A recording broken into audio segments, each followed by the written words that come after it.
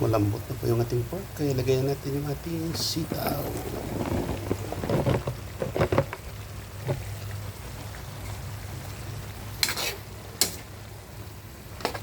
Lagayan natin ng konti.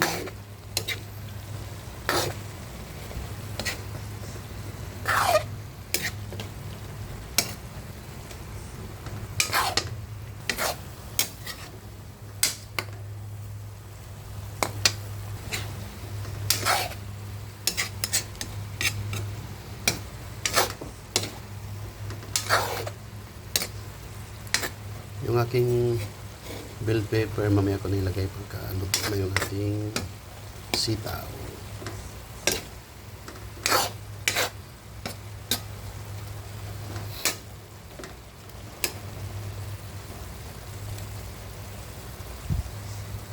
Takpan lang po natin para mas maluto yung ating sitaw. Tingnan na po natin yung ating yun.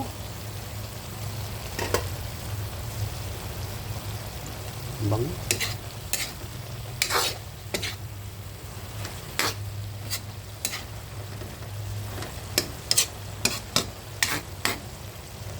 Bango na.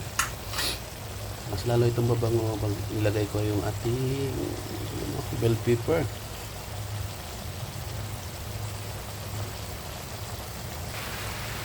Kaya natin itong bell pepper. Ayun, biglang umulan.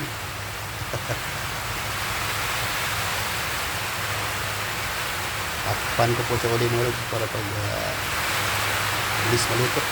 Maulan na.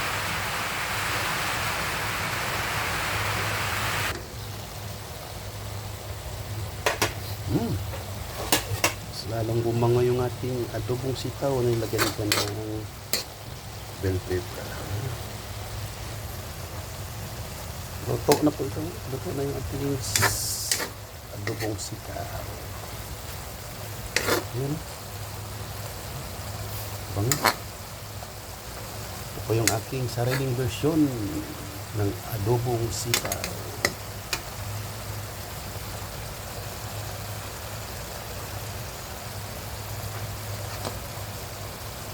Tsura pa lang, masarap na. Paborito no, ang adobong sitaw, paborito ng ating anak na 13 years old. Yung gulay na po.